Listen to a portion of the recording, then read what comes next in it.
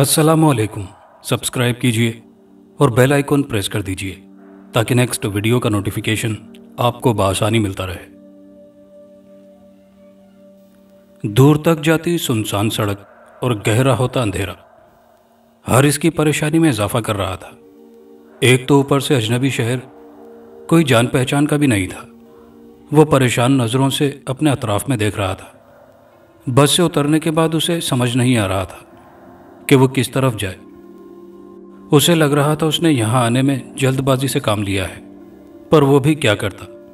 गुर्बत ने उसे यहाँ शहर आने पर मजबूर किया था।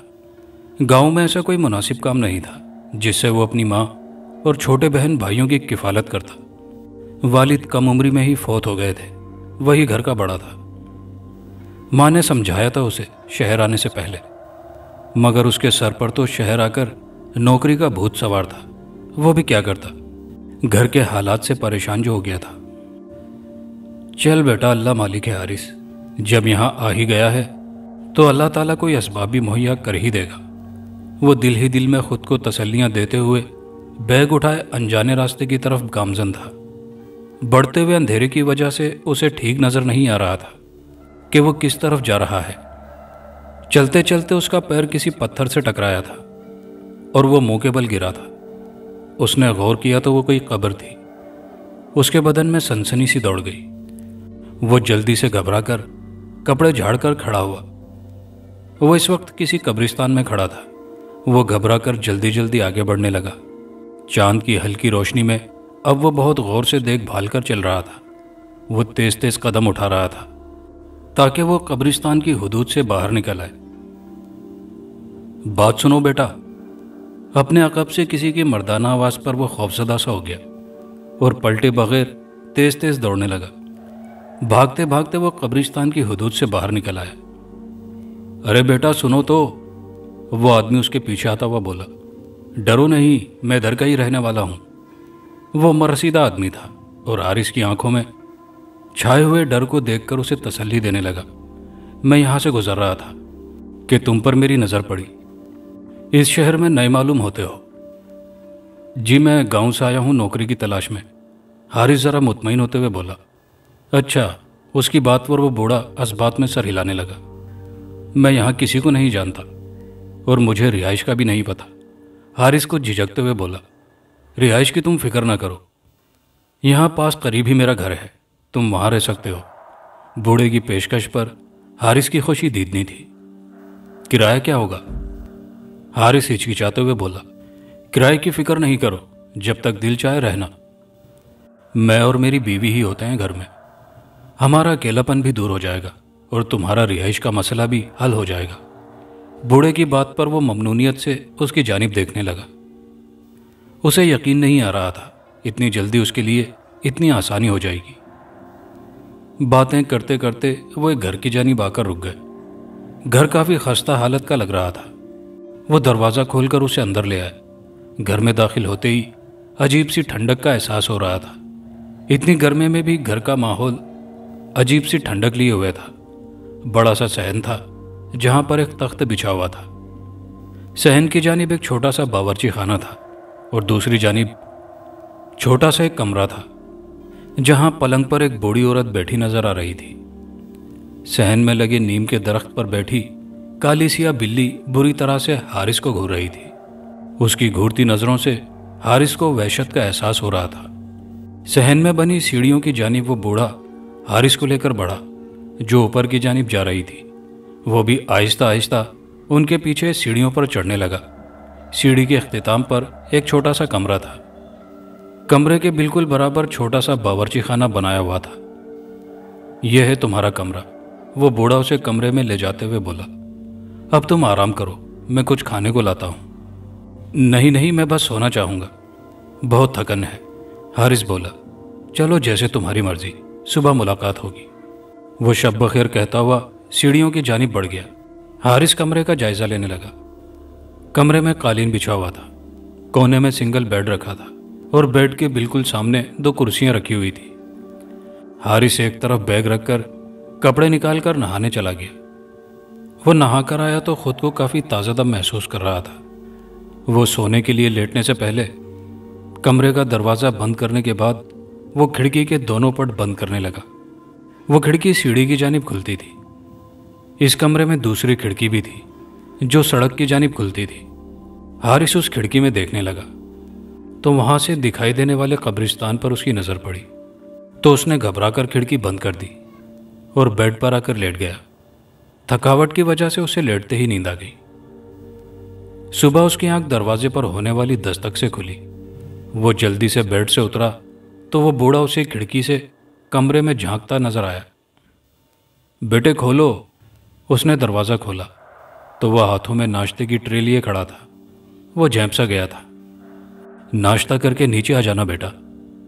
बूढ़े की बात पर वो असबात में सर हिलाने लगा और नाश्ता करने के बाद वो नीचे चला आया जहां सहन में वो कल वाली औरत तख्त पर बराजमान थी और पास ही उसके वो बूढ़ा बैठा था। आजा बेटा। तख्त पर बैठी बूढ़ी औरत उसकी जगह अपने पास बनाते हुए बोली, मेरा नाम सईदा है और मेरा नाम शुएब है। वो बूढ़ा बोला, अपने बारे में बता। वो बूढ़ी औरत बोली, मेरा नाम हारिस है। मैं गांव से शहर नौकरी के सिलसिले में आया हूँ। अच्छी बात है, तुम यहाँ आराम से रहना। खाने पीने के बारे में फिक्रमंद होने की ज़रूरत नहीं है। बहुत शुक्रिया आप लोगों का। इस अजनबी शहर में मैं आप लोगों की मदद का बहुत मशकूर हूँ। वो तशक्कुर आमेज़ लहजे में बोला, अच्छा मैं चलता हूँ नौकरी की तलाश में। दुआ कीजिएगा कोई माकूल नौकरी मिल जाए। और फिर थोड़े दिन की तगोदो के बाद उसे एक दफ्तर में क्लर्क की नौकरी मिल गई थी। मैं आपको बहुत तंग करती हूं ना? ऐसा सोचना भी मत कि तुम मुझे तंग करती हो। तुम्हारा मेरा साथ तो जिंदगी भर का ही नहीं, मरने के बाद भी जुड़ा रहेगा। शुएब मोहब्बत से बीवी का हाथ पकड़कर बोले। रात के वक्त वो किसी काम से बाहर जाने के लिए सीढ़ियां उतरकर सहन में आया तो शुएब साहब का जुमला उसके कानों से टकराया जो वो अपनी बीवी से बोल रहे थे। वो खामोशी से दरवाजे की जानिब बढ़ गया। कहाँ जा रहे हो बेटा? शुएब साहब बोले, जी बाजार जा रहा हूँ, कुछ काम है। वक्त देखो बेटा, इतनी रात को जाओगे? हालात भी शहर के ठीक नहीं। ऐसा करना कल चले जाना। अभी तो मैं दरवाज़ा खोलने की भी इजाज़त नहीं दूंगा। उनके कतईयत से बोलने पर वो चुपचाप ऊपर की जानिब वापस बढ़ गया। अच्छी मुसीबत है, रात के 9 बज रहे हैं। कौन सी आधी रात हो गई है जो मैं जा भी नहीं सकता। मगरिब के बाद कहीं नहीं जाना, डाकू ना आ जाए। ऐसा लग रहा है कि डाकू तो ताक में बैठे हैं इनके घर की। वो जलता भुनता बेड पर आकर लेट गया। उसे यहाँ वैसे तो कोई परेशानी नहीं थी, मगर उन दोनों मियाँ बीवी की आने जाने की रोक टोक से वो अक्सर घबरा जाता था। बिस्तर पर पड़े पड़े वो बेजार हो गया तो उठकर सड़क की तरफ खुलने वाली खिड़की खोलकर खड़ा हो गया। ये काफ़ी सुनसान इलाका था, आबादी भी ज़्यादा नहीं थी। बेचारे मियाँ बीवी भी गलत नहीं, अकेले होते हैं, उनका डरना भी कुछ गलत नहीं, वो सोचने लगा।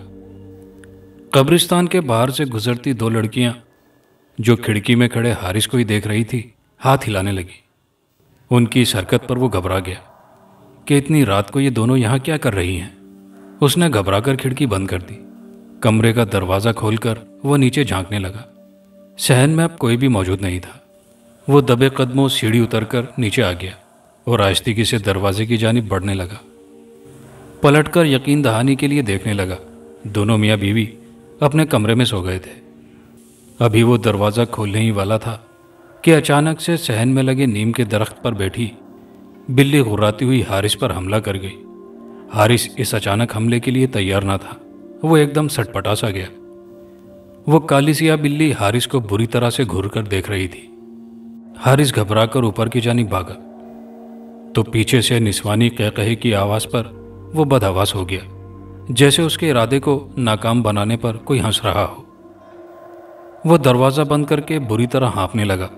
उसे खौफ महसूस हो रहा था। रात भर जागते गुजरी। फजर के वक्त जाकर उसकी आंख लगी। दूसरे दिन दफ्तर से वापसी पर घर आते हुए अपने पीछे आती निस्वानी आवाज़ पर वो पलटकर देखने लगा। कैसे हैं आप? वही 2 लड़कियां थीं, रात हारिस ने जिनको खिड़की से देखा था। हमने आपको हाथ हिलाया था, मगर आपने तो ऐसे डर के खिड़की बंद की जैसे हाथ ना हिलाया हो, गोली मार दी हो। दूसरी वाली शरारत से बोली। उनकी बात पर वो झेंप गया। मेरा नाम साइमा है, और ये मेरी दोस्त सहरिश है, हम यहीं आगे रहते हैं। वो शौक सी लड़की मुस्कुराते हुए बोली। अब अक्सर दफ्तर से आते जाते उसकी उन दोनों से मुलाकात हो जाती। जिस वक्त हारिस दफ्तर से आता था वो कोचिंग से पढ़कर आ रही होती थी, बकौल उन दोनों के। हारिस को शौको चंचल सी साइमा अच्छी लगने लगी थी। वो दोनों एक दूसरे के करीब भी आ गए थे। वो अब घर की तरफ से भी मुतमईन था। पाबंदी से वो मनी ऑर्डर भेजता था। घर में सभी उसकी नौकरी से खुश थे, क्योंकि घर के हालात अब बेहतर होने लगे थे।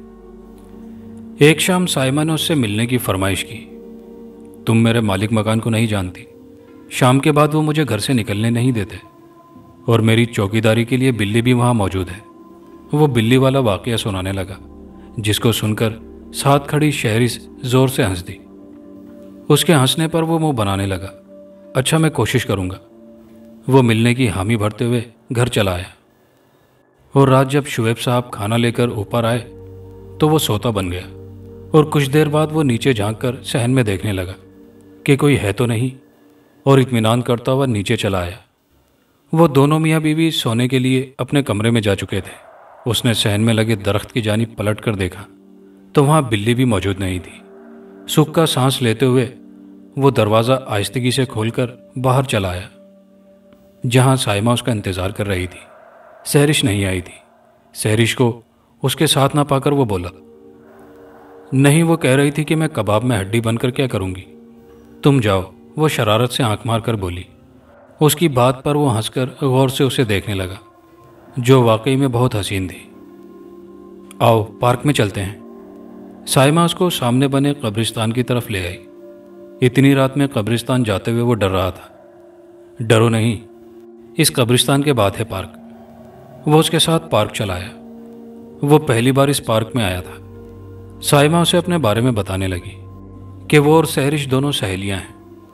बातों में वक्त का पता ही नहीं चला। हारिस की निगाह अपनी रिस्ट वॉच पर पड़ी, जो 2 बजा रही थी। ओह, इतनी देर हो गई। वो घबरा के खड़ा हो गया। हाँ चलो, सहरिश भी परेशान होगी। साइमा भी उसके साथ खड़ी हो गई। दोनों बातें करते पार्क से बाहर निकल आए। कब्रिस्तान में खड़ा गोरकन घूरती नज़रों से हारिस को देखने लगा। उसकी नज़रों से खाइफ होता हारिस साइमा को खुदाफिज कहता घर आ गया। घर में दाखिल होते ही उसकी निगाह दरख्त पर बैठी बिल्ली पर पड़ी, जो उसको घूर रही थी। आ गए तुम? मना भी किया है कि इतनी देर तक घर से बाहर रहना ठीक नहीं, पर तुम सुनते नहीं हो। ओह, आंटी जाग रही हैं। वो सर पकड़ कर रह गया। चलो, अब आ गए हो तो खाना खा लो। तुमने रात खाया भी नहीं था, तख्त पर रखा हुआ है। बावर्ची खाने से सईदा आंटी की आवाज़ पर हारिस जी भरकर शर्मिंदा होते हुए तख्त पर रखे खाने की ट्रे की जानिब बढ़ गया और वहीं बैठकर खाने लगा। उसे भूख भी बहुत ज़्यादा लग रही थी। खाने के बाद वो बावर्ची खाने की जानिब बढ़ गया। माफ़ कीजिएगा आंटी, अब आपको शिकायत का मौका नहीं मिलेगा, और खाना बहुत ही मज़े का था। उसके अल्फाज उसके मुंह में ही रह गए थे, क्योंकि वहाँ कोई भी नहीं था। वह खौफज़दा नज़रों से आंटी के कमरे की तरफ देखने लगा, जो बेड पर सो रही थी। ये क्या हो रहा है मेरे साथ? वो घबरा कर ऊपर चला आया। दूसरे दिन छुट्टी थी, वो भी नीचे चला आया। अंकल आंटी सहन में तख्त पर बैठे थे। वो उनके पास चला आया। आप दोनों की शादी को कितने साल हो गए? वो उनसे पूछने लगा। 50 साल हो गए हैं। मैं ब्याह कर इसी घर में आई थी। औलाद के लिए बड़ी दुआएं किया करती थी, पर हुई नहीं। वो माजी को सोचते हुए आप दीदा हो गई। मेरे तो यही बच्चे हैं। वो दरख्त के पास बैठी बिल्लियों की जानिब मोहब्बत से देखते हुए बोली। आपको बिल्लियां बहुत पसंद हैं क्या? वो सवाल करने लगा। हाँ, वह मुख्तसर सा जवाब देकर चुप हो गई। तो वो दरख्त के पास बैठी आराम करती बिल्लियों की जानिब देखने लगा। उनमें से एक बिल्ली की आंखों में हारिस को देखते हुए अजीब सी चमक थी। वो झुरझुरी लेकर रह गया। तुम्हारे अंकल को बहुत कहा था मैंने, दूसरी शादी कर लो औलाद के लिए, पर नहीं माने। सईदा आंटी बोली। आपसे मोहब्बत करते होंगे ना? ऐसी वैसी। सईदा आंटी पोपले मुंह से दुपट्टा मुंह पर रखकर हंसने लगी। लैला मजनू की मोहब्बत मशहूर थी हमारी, वो बताने लगी। आंटी, ये इलाका इतना सुनसान क्यों है? ये इलाका शुरू से ही सुनसान है। यहाँ आबादी ज़्यादा नहीं है ना? उसकी बात के जवाब में वो बोली। वो चुप हो गया। رات کے کسی پہر اس کی آنکھ کھلی تو نیچے سے آتی باتوں کی آواز پر وہ حیران ہوا کہ نیچے کون ہے۔ وہ آہستگی سے کمرے کا دروازہ کھول کر نیچے جھانکنے لگا تو صحن میں شادی کا سما تھا۔ پورا صحن روشنیوں سے جگمگا رہا تھا۔ عورتیں زرق برق لباس پہنی نظر آ رہی تھی، مرد بھی نئے لباس زیب تن کیے ہوئے تھے۔ حارث نے غور کیا تو تخت پر ایک لڑکی دلہن بنی بیٹھی نظر آئی اور اس کے گرد لڑکیاں تیار ہوئی بیٹھی تھیں۔ کھانے کی اشتہا انگیز خوشبو پورے گھر میں پھیلی ہوئی تھی۔ ایک طرف کھانے کی دیگیں رکھی ہوئی تھی۔ وہ پریشانی سے یہ سب دیکھ رہا تھا۔ حارث بیٹا آ جا۔ نیچے کھڑے شعیب انکل کی اس پر نظر پڑی تو آواز دے کر اسے بلانے لگے۔ وہ نیچے آ گیا۔ بیٹا یہ ہماری پڑوس کی بچی ہے، اس کی شادی ہے۔ تمہاری آنٹی نے کہا تھا رخصتی ہمارے گھر سے ہوگی۔ بچپن سے یہ بچی ہمارے گھر آتی جاتی ہے تو محبت ہو گئی۔ انکل کی بات پر وہ آنٹی کی طرف دیکھنے لگا جو ہر کام میں آگے آگے تھی۔ کھانا لگا تو وہ بھی بیٹھ گیا۔ اتنا لذیذ کھانا تھا کہ وہ کھائے جا رہا تھا۔ کھانے کے بعد محفل بھی جمی ہوئی تھی۔ اسے اب نیند آنے لگی تھی۔ دوسرے دن دفتر بھی تھا۔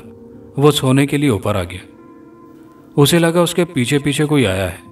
اس نے 2-3 بار چونک کر اپنے ارد گرد بھی دیکھا مگر کوئی نہ تھا۔ گلاب کی تیز خوشبو اس کے نتنوں سے ٹکرائی تو وہ جو بستر پر دراز تھا گھبرا کر اٹھ کر بیٹھ گیا۔ نقرئی کہے اس کی سماعتوں سے ٹکرائے۔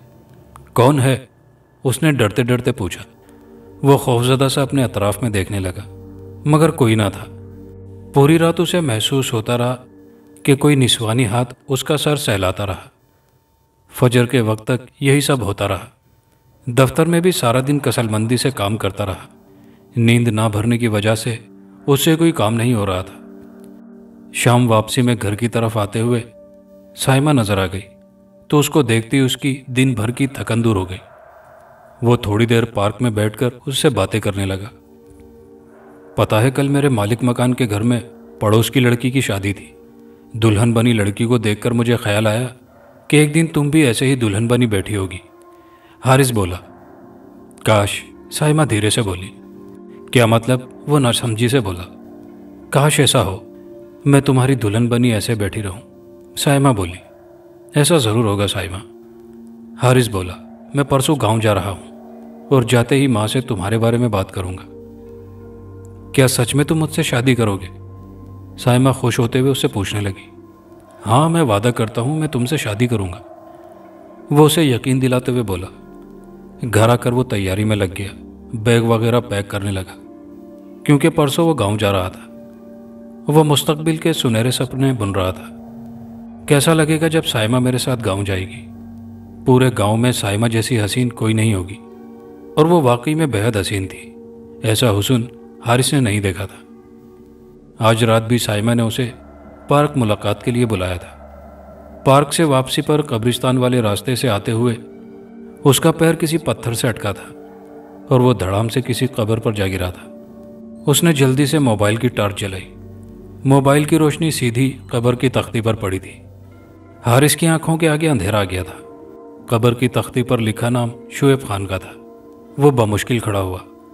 اسی قبر کے ساتھ والی قبر کی تختی پر سیدہ شعیب لکھا تھا۔ حارث کو لگ رہا تھا وہ بے ہوش ہو کر گر جائے گا۔ کیا ہو گیا؟ گورکن کی آواز پر وہ اچھل گیا۔ وہ قبر کو دیکھتے ہوئے ٹوٹے پھوٹے لفظ اس کے منہ سے نکل رہے تھے۔ ہاں، یہ دونوں میاں بیوی تھے۔ وہ سامنے والے گھر میں رہتے تھے۔ گورکن اس گھر کی جانب اشارہ کرنے لگا جہاں حارث رہ رہا تھا۔ آج سے 5 سال پہلے آدھی رات کو ان کے گھر ڈاکو گھس آئے تھے۔ ڈاکوؤں نے دونوں میاں بیوی کو قتل کر دیا تھا۔ بیٹا دھیان رکھو، حالات ٹھیک نہیں۔ حارث کو بے ساختہ ان کے جملے یاد آ گئے۔ اتنا ڈرے ہوئے کیوں ہو؟ گورکن اس کے چہرے پر اڑتی ہوائیاں دیکھ کر بولا۔ نہیں، کچھ نہیں، وہ تھوک نکلتا ہوا بولا اور تیزی سے گھر کی جانب دوڑا۔ مجھے ابھی یہاں سے نکلنا ہوگا۔ وہ خوف سے دھڑکتے دل کے ساتھ گھر میں داخل ہوا۔ وہ تیزی سے اوپر چلا آیا اور سامان سمیٹنے لگا۔ کمرے کے دروازے پر ہونے والی دستک پر وہ اچھل سا گیا۔ کھڑکی سے دیکھا تو سیڑھی پر سائمہ کھڑی ہوئی تھی۔ تم یہاں کیسے؟ وہ اپنی عرقآلود پیشانی صاف کرتے ہوئے بولا۔ میں بھی تمہارے ساتھ چلوں گی۔ اس کی بات پر وہ سر ہلاتا جلدی جلدی چیزیں اٹھانے لگا۔ اس کے دماغ میں جھماکا ہوا۔ تم کو کیسے پتا کہ میں جا رہا ہوں؟ وہ پاس کھڑی سائمہ سے پوچھنے لگا۔ سائمہ، تم کہیں نہیں جاؤ گی، تم اس طرح اپنے قبیلے کی نافرمانی نہیں کر سکتی، پیچھے سے سہرش بولی۔ وہ حیران پریشان سا سب دیکھ رہا تھا۔ حارث صاحب، سائمہ نے آپ کو حقیقت بتانے سے منع کیا تھا، مگر میرے خیال میں آپ کو حقیقت سے واقف کر دینا چاہیے۔ سائمہ کے لاکھ روکنے کے باوجود سہرش بتانے لگی کہ ان کا تعلق جنوں کے قبیلے سے ہے، اور صحن میں لگے نیم کے درخت پر وہ عرصہ دراز سے اپنے آبا و اجداد کے ساتھ رہتی چلی آ رہی ہیں، اور جو بلیوں کے روپ میں آپ نے دیکھا تھا وہ ہم ہی تھے۔ پہلے ہی دن جب آپ نے اس گھر میں قدم رکھا تھا تبھی آپ سائمہ کو اچھے لگنے لگے تھے۔ میں نے اسے بہت روکا، اگر یہ آپ کے ساتھ جائے گی تو ہمارے قبیلے کے بڑے اس کو تو مار ہی دیں گے، ساتھ آپ کی جان کو بھی خطرہ ہے۔ سعیدہ آنٹی جب بیاہ کر یہاں آئی تھی، یہاں ان کو تبھی ہماری موجودگی کا پتہ چل گیا تھا۔ ان کی کوئی اولاد نہیں تھی، ہم ہی ان کی بیٹیوں کی طرح تھی، پر وہ دونوں بھی کب کے مر چکے ہیں۔ یہ گھر خالی ویران کھنڈر ہے، ادھر کوئی انسان زندہ نہیں۔ اس رات جو آپ نے شادی دیکھی تھی وہ ہمارے قبیلے کی لڑکی کی تھی۔ حارث کو لگ رہا تھا کسی بھی وقت اس کا دل بند ہو جائے گا، اس کا پورا وجود پسینے میں بھیگا ہوا تھا۔ حارث، تم کہیں نہیں جاؤ گے بیٹا، تم تو ہمارے بیٹے کی طرح ہو۔ شعیب انکل سیڑھی چڑھ کر اس کی طرف آنے لگے۔ خوفزدہ ہو کر اس نے دروازہ بند کر دیا۔ یا اللہ، میری مدد کر، میں کہاں جنوں روحوں میں پھنس گیا ہوں۔ وہ پھوٹ پھوٹ کر روتے ہوئے اپنے لیے مدد مانگنے لگا۔ پوری رات وقفے وقفے سے دروازے پر ہونے والی دستک اور سعیدہ آنٹی کی سسکتی ہوئی آواز، اس کو جانے نہ دینا، میں نہیں جانے دوں گی، میرا کوئی بچہ نہیں، یہ میرا بچہ ہے، کی آوازیں اس کے کانوں میں ہتھوڑے کی طرح برس رہی تھی، اور ساتھ میں نسوانی بین کرتی ہوئی آواز جو سائمہ کی تھی، حارث، تم نے مجھ سے وعدہ کیا تھا، تم ایسے کیسے جا سکتے ہو؟ وہ دونوں ہاتھ کانوں پر رکھے دروازے سے پشت لگائے بیٹھا رہا۔ فجر کے وقت آوازوں کا سلسلہ رکا۔ اس نے دروازہ کھول کر نیچے جھانکا جہاں اب خاموشی تھی۔ وہ بیگ اٹھائے اندھا دھند سیڑھیاں اترتا ہوا دروازہ کھول کر باہر کی جانب بھاگا۔ وہ بری طرح سے بس بھاگ رہا تھا، اور باہر سڑک کی جانب آ کر آسمان کی جانب دیکھتے ہوئے تشکر کے آنسو اس کے گالوں پر بہہ رہے تھے۔ اسے یقین نہیں آ رہا تھا کہ وہ بچ کر آ گیا۔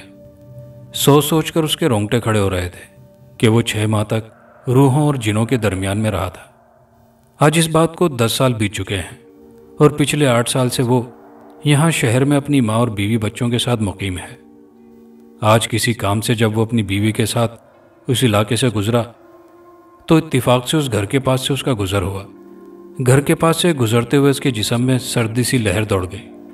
آج بھی وہ گھر ایسا ہی ویران پڑا تھا۔ حارث کی نگاہ بے اختیار اس کمرے کی کھڑکی کی جانب اٹھی جہاں اس نے 6 ماہ قیام کیا تھا، مگر وہاں کے منظر نے اسے دہشت میں مبتلا کر دیا۔ سائمہ کھڑکی میں کھڑی مسکراتے ہوئے اس کو ہاتھ ہلا رہی تھی۔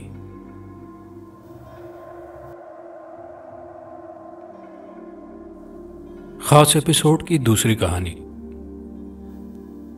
اکرم نے دکان کا شٹر بند کیا اور ہاتھ میں چمڑے کا تھیلا جس میں اس کی ضرورت کی چیزیں اور رقم تھی بغل میں دبایا، اور دکان کے سامنے کھڑی اپنی سائیکل کا تالا کھولا اور گھر کی راہ لی۔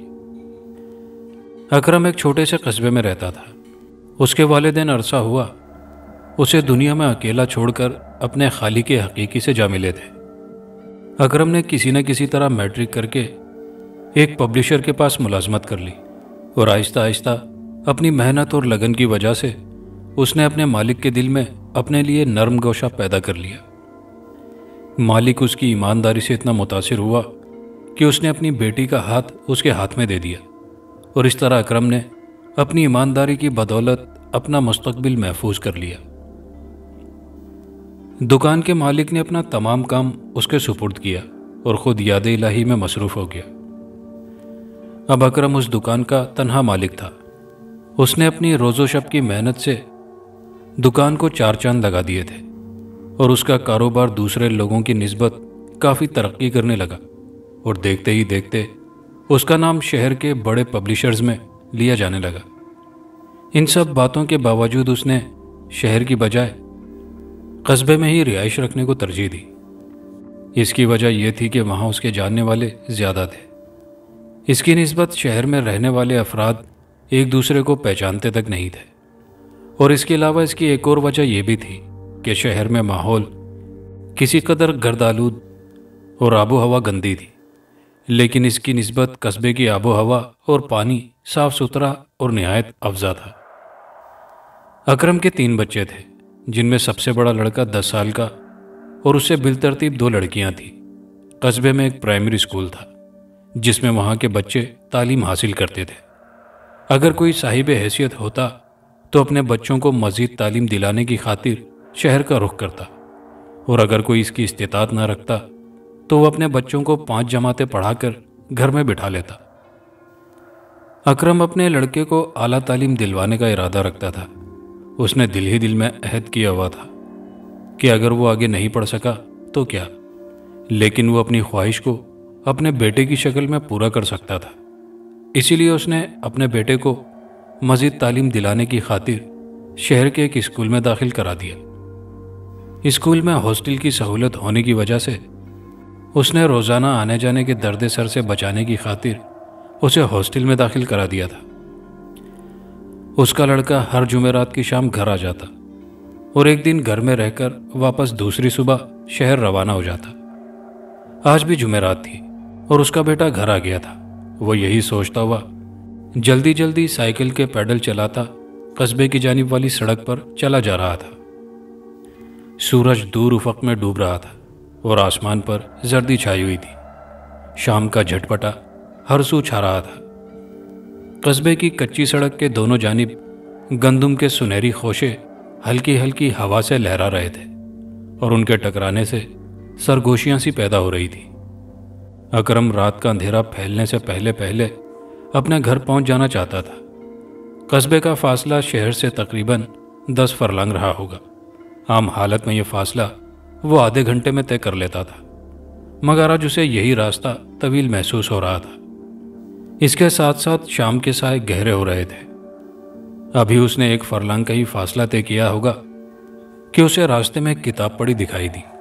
اس نے سائیکل ایک طرف کھڑی کی اور تیز تیز قدم اٹھاتے ہوئے کتاب کی طرف بڑھ گیا، اور جیسے ہی اس نے جھک کر کتاب اٹھانے کی کوشش کی تو اس کی چیخ نکل گئی۔ کتاب پر ایک ڈھانچے کی تصویر چھپی ہوئی تھی اور اس پر نامعلوم زبان میں ایک موٹی سرخی لکھی ہوئی تھی۔ تصویر میں ایک ڈھانچے نے اپنا سوکھا سڑا ہاتھ اوپر اٹھایا ہوا تھا اور اس کے ہاتھ کے ساتھ ایک کوبرا سانپ بل کھاتا ہوا لپٹا دکھایا گیا تھا۔ وہ تو یہ سوچ کر کتاب اٹھانے کے لیے رکا تھا کہ اسکول جاتے ہوئے کسی بچے کی گر گئی ہوگی، مگر اب اسے یہ اور ہی معاملہ نظر آ رہا تھا۔ پہلے تو اس نے کتاب کو یوں ہی پڑا رہنے دینے کا سوچا، پھر کچھ سوچ کر اسے اٹھایا اور سائیکل کے کیریئر کے پیچھے رکھ کر گھر کی راہ لی۔ گھر میں اس کی توقع کے مطابق اس کا لڑکا آیا ہوا تھا۔ سب اس کے گرد اکٹھے ہوئے اس سے شہر کی باتیں سن رہے تھے۔ وہ مزے لے لے کر انہیں اپنے متعلق بتا رہا تھا۔ باپ کو دیکھ کر بیٹے نے سلام کیا۔ اکرم نے اس کے سر پر ہاتھ پھیرا اور اسے دعا دی، اور سائیکل ایک طرف کھڑی کر کے اس نے پیچھے رکھی کتاب اٹھا لی۔ گھر والوں کے پوچھنے پر اس نے کتاب کے بارے میں انہیں بتایا۔ یہ سن کر سب خوفزدہ نظروں سے اس کتاب کو دیکھنے لگے۔ اس کی بیوی تو اس بات پر اصرار کرنے لگی کہ اس منحوس کتاب کو فوراً کہیں دور پھینک کر آ، مگر اس کے سمجھانے پر انہوں نے کتاب کو کھول کر دیکھا۔ کتاب کے اوراق بوسیدہ تھے۔ گردش زمانہ کے باعث اس کا رنگ گہرا اور زرد ہو گیا تھا۔ اس پر سیاہ چرمی کور چڑھا ہوا تھا اور سفید رنگ سے اس پر کچھ الفاظ کنندہ تھے۔ اس کے اندر کچھ تصویریں بنی ہوئی تھی اور نامعلوم زبان میں اس پر کچھ تحریریں درج تھیں۔ کہیں کہیں کسی پیرا کو سرخ روشنائی سے نمایاں کرنے کے لیے اس کے نیچے لکیر کھینچ دی گئی تھی۔ کافی دیر تک مغزماری کرنے کے باوجود اس کا سر پیر نظر نہیں آیا تو اکرم نے اسے اٹھا کر الماری میں رکھ دیا۔ دوسرے روز اس کا لڑکا حامد اپنے والدین سے مل کر شہر جانے کے لیے گھر سے نکلا اور قصبے کے واحد بس اسٹاپ پر آ کر بس کا انتظار کرنے لگا۔ قصبے کی آبادی کم ہونے کی وجہ سے شہر اور قصبے کے درمیان صرف ایک ہی کھٹارا بس چلتی تھی، جس میں وہی لوگ سفر کرتے تھے جن کا تعلق قصبے سے تھا۔ کافی دیر تک انتظار کرنے کے بعد اسے دور سے ایک ہیولا سا آتا دکھائی دیا اور پھر واضح ہوتے ہی ایک پرانی سی بس اپنے پیچھے دھواں چھوڑتی کچی سڑک پر آتی دکھائی دی۔ بس میں برائے نام مسافر تھے۔ حامد نے اسے ہاتھ کا اشارہ کیا اور بس اس کے نزدیک آ کر رکی۔ اس کے سوار ہوتے ہی ایک جھٹکا لیتی شہر جانے والے راستے پر بس بھاگتی چلی گئی۔ بس ابھی شہر سے 2 فرلانگ دور ہوگی کہ اس کے ڈرائیور نے ایک جھٹکے سے بس کو بریک لگاتے ہوئے روک دیا۔ حالانکہ سامنے دور دور تک کسی زیرو کا نام و نشان تک نہ تھا۔ سب مسافر حیرت سے ڈرائیور کی طرف دیکھنے لگے۔ ڈرائیور بھی اب سامنے کے شیشے سے آنکھیں پھاڑ پھاڑ کر نیچے سڑک کی جانب نظریں جمائے دیکھ رہا تھا۔ حامد نے اسے اس طرح نیچے دیکھتے ہوئے پوچھا، چچا خیریت تو ہے، بس کیوں روک دی؟ ڈرائیور نے سر گھما کر اس کی طرف دیکھا اور کہنے لگا، میں نے ابھی ابھی سامنے سڑک پر ایک شخص کو سفید کفن میں لیٹے ہوئے دیکھا تھا اور اسے دیکھ کر ہی میں نے بس کو اچانک بریک لگائی تھی، مگر اب دور دور تک کوئی انسان تو کیا کوئی جانور تک دکھائی نہیں دے رہا۔ اس کی بات سن کر بس میں سنسنی سی پھیل گئی۔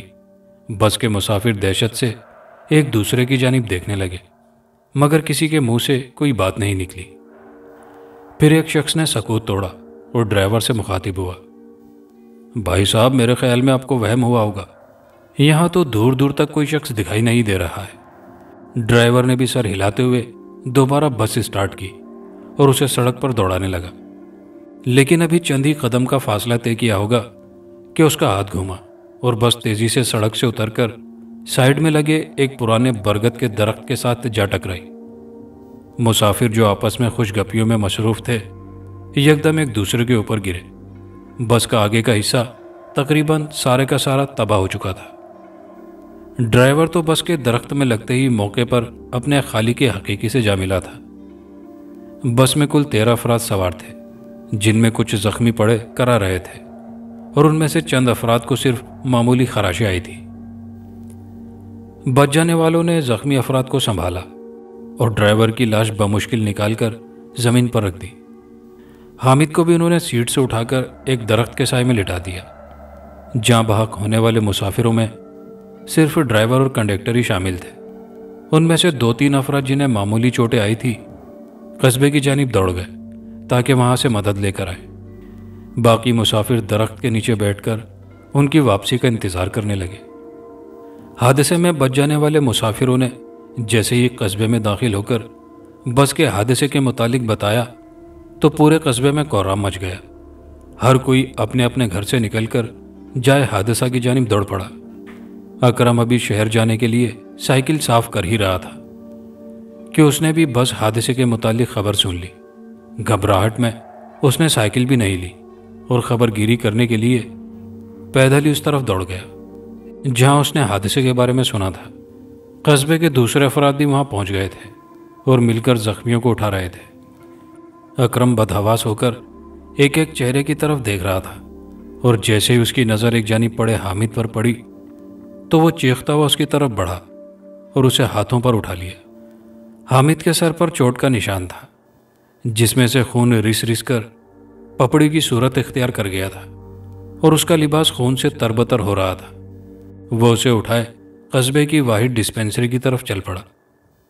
ڈسپینسری میں ایک شخص بیٹھا اونگ رہا تھا۔ اس نے جیسے ہی کسی کے چیخنے کی آواز سنی تو ہڑبڑا کر اٹھ بیٹھا۔ سامنے سے اکرم ہاتھوں پر ایک نوجوان لڑکے کو اٹھائے اس کی جانب بڑا چلا آ رہا تھا۔ اس نے جلدی سے اسے اس کے ہاتھوں سے لیا اور ایک طرف پڑے لمبے میز پر لٹا دیا۔ اکرم نے روتے ہوئے اسے تمام واقعہ بتا دیا۔ اس شخص نے پانی گرم کر کے روئی سے اس کے زخم صاف کیے اور مرہم وغیرہ لگا کر اس کی پٹی کر دی اور بعد میں ایک انجیکشن لگا دیا۔ فکر کرنے کی بات نہیں ہے، جھٹکا لگنے کی وجہ سے اس کے سر پر چوٹ آئی ہے، ابھی کچھ دیر میں آرام آ جائے گا۔ اس نے ہاتھوں سے ربڑ کے دستانے اتارتے ہوئے اکرم سے کہا اور اکرم دل ہی دل میں اس کے ہوش میں آنے کی دعائیں کرنے لگا اور پھر واقعی کچھ دیر میں حامد نے آنکھیں کھول دی۔ اس نے ادھر ادھر دیکھتے ہوئے جیسے ہی گردن گھمائی تو اس کی نظر اپنے والد پر پڑی تو وہ ایک جھٹکے سے اٹھنے لگا، مگر اس کے منہ سے ایک سسکاری سی نکل گئی۔ اکرم نے تیزی سے آگے بڑھ کر اسے دوبارہ میز پر لٹا دیا۔ اس کے ہوش میں آنے پر اکرم نے اس سے تفصیل پوچھی تو اس نے جو بتایا اسے سن کر اکرم کے ساتھ ساتھ ڈسپینسری میں موجود شخص بھی لرز گیا۔ اکرم فوراً سمجھ گیا کہ یہ حادثہ نہیں، اس منحوس کتاب کی کارستانی ہے۔ اس نے سہارا دے کر حامد کو ٹیبل سے اٹھایا اور اسے لے کر گھر کی جانب چل دیا۔ گھر پہنچ کر اس نے سب سے پہلے اس کتاب کو پھینکنے کے لیے الماری کھولی تو یہ دیکھ کر اس کی آنکھیں دہشت سے پھٹی کی پھٹی رہ گئی کہ کتاب گدھے کے سر سے سینگ کی طرح غائب تھی۔ حالانکہ وہ قسم کھا کر کہہ سکتا تھا کہ اس نے اپنے ہاتھوں سے وہ منحوس کتاب اس الماری میں رکھی تھی اور تالا لگا کر اس کی چابی ابھی بھی اس کی جیب میں تھی۔ اس صورت میں گھر کے کسی اور فرد کا تو کتاب نکالنے کا سوال ہی پیدا نہیں ہو سکتا تھا۔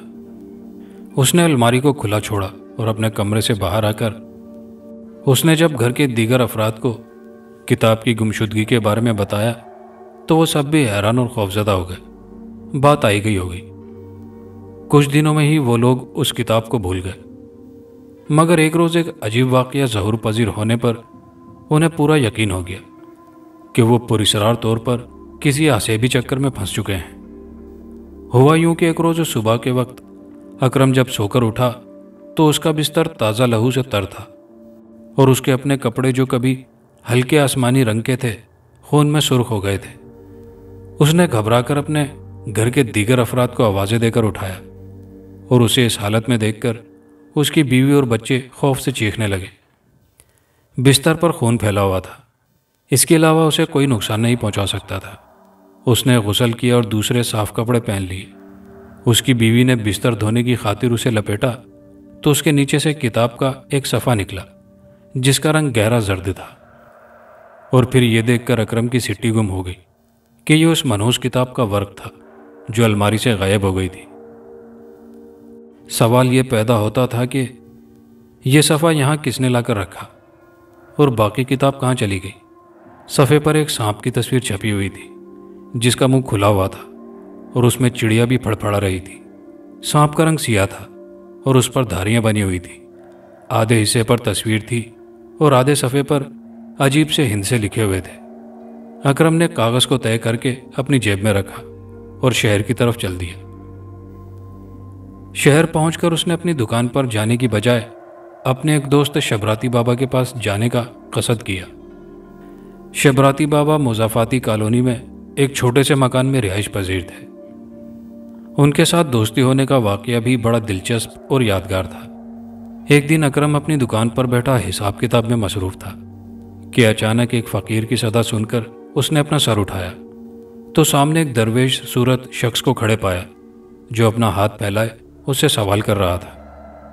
وہ شروع ہی سے قدر رحم دل واقع ہوا تھا، اس لیے اس نے اس فقیر کو اندر بلا کر عزت و تکریم سے بٹھایا، اس کی حاجت پوری کی۔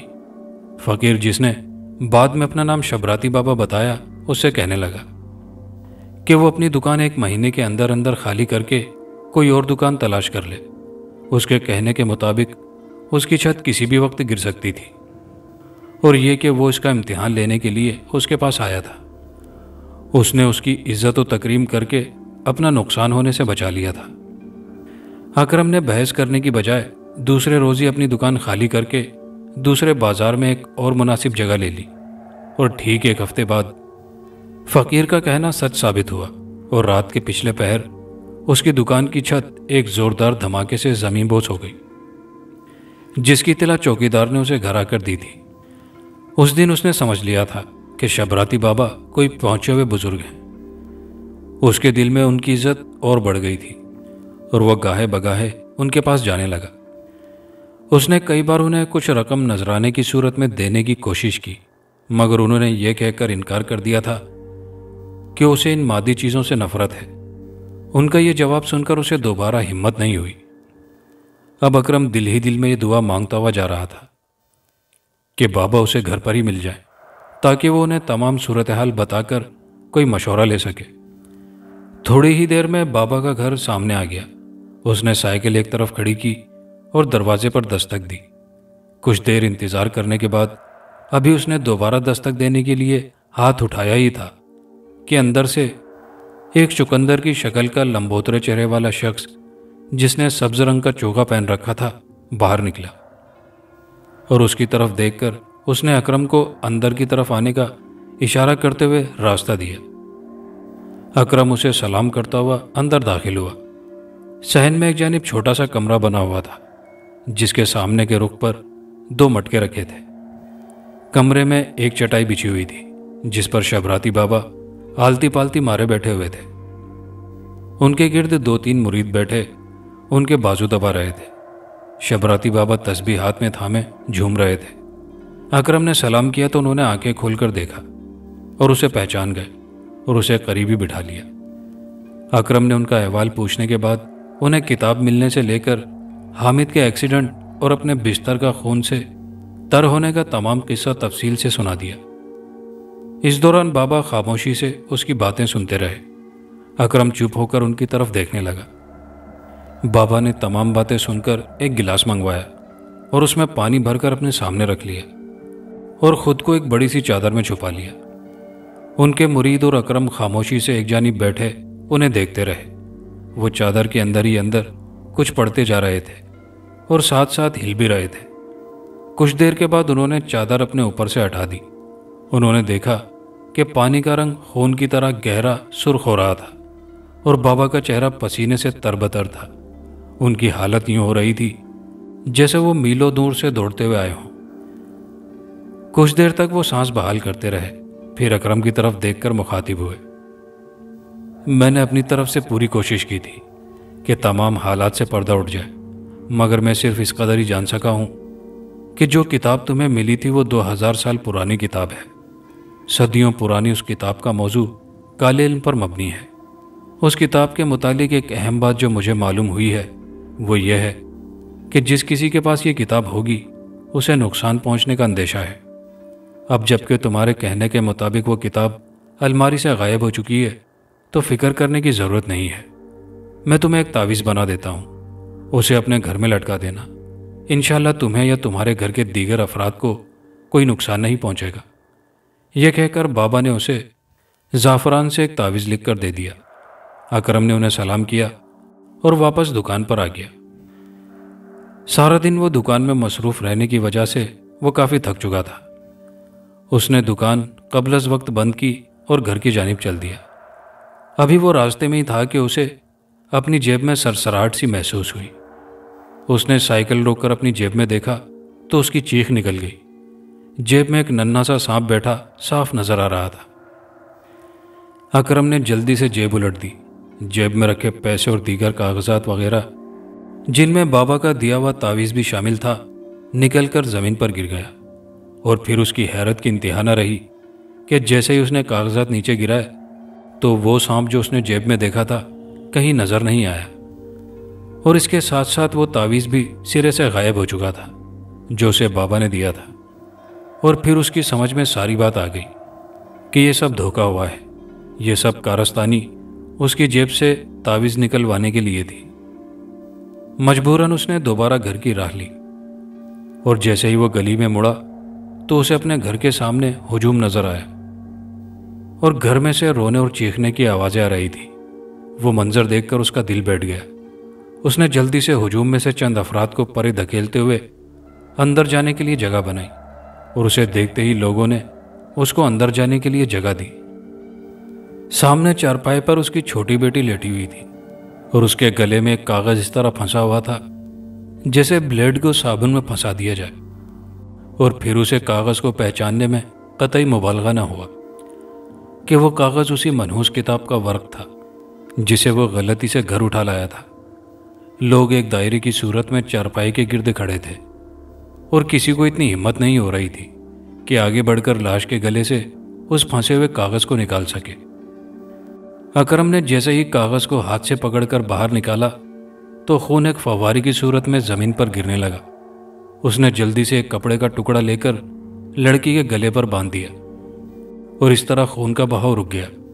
لڑکی کا چہرہ ہلدی کی طرح پیلا ہو رہا تھا، اور نہ جانے کب اس کی روح قفس انصری سے پرواز کر چکی تھی۔ بعد میں ضروری رسومات سے فارغ ہو کر اسے دفنا دیا گیا۔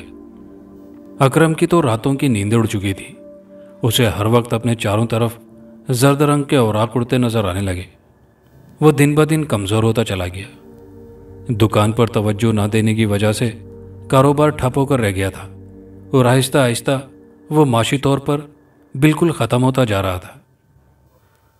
وہ اس دن کو کوس رہا تھا جس دن وہ اس منحوس کتاب کو اٹھا کر اپنے گھر لایا تھا۔ اس لیے اب اس غلطی کا خمیازہ اسے اور اس کے گھر کے دیگر افراد کو بھگتنا ہی پڑنا تھا۔ ایک صبح وہ سو کر اٹھے تو اس کی چھوٹی لڑکی، جس کی عمر تقریباً 6 سال کے لگ بھگ تھی، مردہ حالت میں پائی گئی۔ اس کا چہرہ خراشوں سے بھرا ہوا تھا، یوں لگتا تھا جیسے کسی نے اس کے چہرے پر خنجر سے نشان بنا دیے ہوں۔ اور اس کے ساتھ ساتھ لرزا دینے والی بات یہ تھی کہ اس کی گردن کے پچھلے حصے میں ایک سوراخ بنا ہوا تھا جس سے مغز نکال لیا گیا تھا اور وہاں ایک گڑھا سا بن کر رہ گیا تھا اور اس گھڑے میں کاغذ کو موڑ کر بھر دیا گیا تھا۔ اسے اس حالت میں دیکھ کر ان کی چیخیں نکل گئیں۔ سب سے دہشت ناک بات یہ تھی کہ وہ کاغذ اسی کتاب کا ورق تھا۔ پل دو پل میں ہی تمام قصبے میں یہ بات جنگل کی آگ کی طرح پھیل گئی اور آنن فانن تمام لوگ اکرم کے گھر جمع ہونا شروع ہو گئے۔ جو بھی بچی کو اس حالت میں دیکھتا خوف اور حیرت سے سہما سہما دور ہٹ جاتا۔ سب لوگ دل ہی دل میں اپنے گناہوں کی معافی مانگنے لگے۔ اکرم کی بیوی پر غشی تاری تھی۔ ان کے لیے پہلی بچی کا صدمہ ہی جان لیوا تھا کہ یہ دوسرا صدمہ بھی برداشت کرنا پڑا۔ اکرم کی حالت سب سے ناگفتہ بے تھی۔ وہ اپنی بچیوں کی اموات کا خود کو ذمہ دار سمجھ رہا تھا۔ لوگ اسے دلاسا دے رہے تھے مگر وہ اندر ہی اندر کھوکھلا ہوتا جا رہا تھا۔ اکرم دوبارہ شبراتی بابا کے پاس بھی گیا، لیکن انہوں نے یہ کہہ کر معذرت کر لی کہ انہوں نے دوبارہ حساب لگا کر دیکھا ہے مگر وہ اس معاملے میں اس کی کوئی مدد نہیں کر سکتے، کیونکہ بدی کی طاقت کے سامنے ان کا معمولی حاصل کیا ہوا روحانی علم کوئی معنی نہیں رکھتا۔ اس لیے ٹکر لینے کے لیے بڑے عامل کی ضرورت ہوگی۔ بدی اور نیکی کی طاقتیں ازل سے ہیں اور وہ شروع سے ایک دوسرے کے خلاف کار فرما رہی ہیں۔ بابا کا ٹکا سا جواب سن کر اکرم کی رہی سہی امیدوں پر پانی پھر گیا۔ اس لیے اس نے تمام معاملہ خدا پر چھوڑتے ہوئے چپ سادھ لی۔ مگر اب جس طرح پے در پہ واقعات رونما ہونا شروع ہو گئے، یہ اس کے لیے لمحہ فکریہ تھا، لیکن وہ مجبور تھا۔ دکان بند رہنے کی وجہ سے نوبت فاقہ کشی تک آ گئی تھی اور کوئی ان کا پرسانِ حل نہیں تھا۔ قصبے کے لوگوں نے کچھ روز تک تو ان کی مدد کی، لیکن آخر کب تک؟ ہر کسی کے ساتھ پیٹ لگا ہوا تھا۔ اس لیے اب تو لوگ اس مکان کے نزدیک سے گزرنے سے بھی کتراتے تھے کہ کہیں نحوست کے سائے ان پر بھی نہ پڑ جائیں۔ اس دوران اس کا لڑکا حامد، جو کہ شہر میں پڑھنے گیا تھا، وہ بھی معاشی حالت پتلی ہونے کی وجہ سے، فیس ادا نہ کر سکنے کی وجہ سے ناکام ہو کر گھر لوٹ آیا۔ وہ اپنی عمر کی 16 بہاریں دیکھ چکا تھا۔ گھوم پھر کر مزدوری ڈھونڈنے کی کوشش کی مگر کم عمر سمجھ کر ناکام رہا۔ گھر میں برے وقتوں کے لیے جو جمع پونجی بچا کر رکھی تھی وہ کب کی ختم ہو چکی تھی۔ ایک روز اکرم، جسے ٹی بی کا روگ لگ چکا تھا، اسے قبر تک پہنچا کر ہی دم لیا۔ اس کی جدائی میں اس کی بیوی بھی چل بسی۔ اس بات کا حامد نے اپنے ذہن پر اتنا صدمہ لیا کہ اپنا ذہنی توازن کھو بیٹھا اور اب قصبے کی گلیوں میں خاک اڑاتا پھرتا ہے۔ شاید کبھی زندگی اس سے بھی روٹ جائے اور وہ بھی اپنے والدین اور بہنوں کے پاس چلا جائے۔ آخر میں دعا ہے کہ ایسے شیطانی شر سے اللہ تعالیٰ سب کو محفوظ رکھے، آمین۔ دوستو، کہانی اچھی لگی ہو تو ویڈیو کو لائک شیئر کرنا مت بھولیے گا۔ کامنٹ باکس میں اپنی قیمتی رائے کا اظہار کیجیے گا اور چینل پر نئے آنے والے دوستوں سے گزارش ہے کہ چینل کو لازمی سبسکرائب کر دیجیے۔ شکریہ۔